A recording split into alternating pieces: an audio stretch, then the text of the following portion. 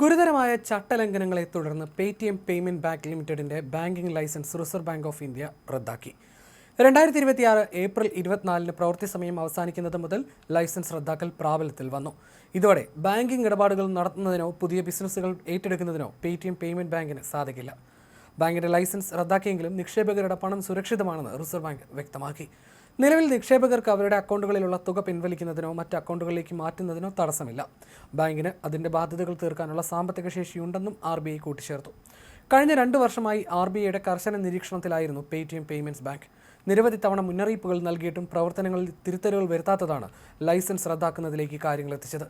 ബാങ്കിന്റെ പ്രവർത്തന രീതികൾ നിക്ഷേപകരുടെ താൽപ്പര്യങ്ങൾക്ക് വിരുദ്ധമാണെന്നും പൊതു താൽപ്പര്യത്തിന് വിഘാതമാണെന്നും കണ്ടെത്തിയതിനെ തുടർന്നാണ് 1949 ബാങ്കിംഗ് റെഗുലേഷൻ ആക്ട് പ്രകാരം RBI കടുത്ത നടപടി സ്വീകരിച്ചത്. ലൈസൻസ് വ്യവസ്ഥകൾ പാലിക്കുന്നതിൽ ബാങ്ക് തുടർച്ചയായി പരാജയപ്പെട്ടതായും RBI ചൂണ്ടിക്കാട്ടി. ബാങ്കിന്റെ ലൈസൻസ് റദ്ദാക്കിയെങ്കിലും നിക്ഷേപകർക്ക് ആശങ്ക വേണ്ടെന്നും റിസർവ് ബാങ്ക് വ്യക്തമാക്കി. ബാങ്ക് പ്രവർത്തനം അവസാനിപ്പിക്കുമ്പോൾ നിക്ഷേപകർക്ക് നൽകാനുള്ള മുഴുവൻ തുകയും തിരിച്ചു നൽകാൻ ആവശ്യമായ പണം ബാങ്കിന്റെ പക്കലുണ്ടെന്നും RBI വ്യക്തമാക്കുന്നു. ബാങ്ക് ലിക്വിഡേറ്റ് ചെയ്യുന്നതിനായി ഹൈക്കോടതിയിൽ അപേക്ഷ നൽകാനുള്ള നടപടികൾ RBI ആരംഭിച്ചു കഴിഞ്ഞു. പേടിഎം പേയ്മെന്റ് ബാങ്കിനെതിരെ ദീർഘകാലമായി തുടരുന്ന നിയന്ത്രണ നടപടികളുടെ അവസാന ഘട്ടമായിട്ടാണ് ഇപ്പോൾ ലൈസൻസ് റദ്ദാക്കിയിരിക്കുന്നത്. 2022 മാർച്ച് 11-ന് പുതിയ ഉപഭോക്താക്കളെ ചേർക്കുന്നതിൽ നിന്ന് ബാങ്കിന് വിലക്കിയിരുന്നു.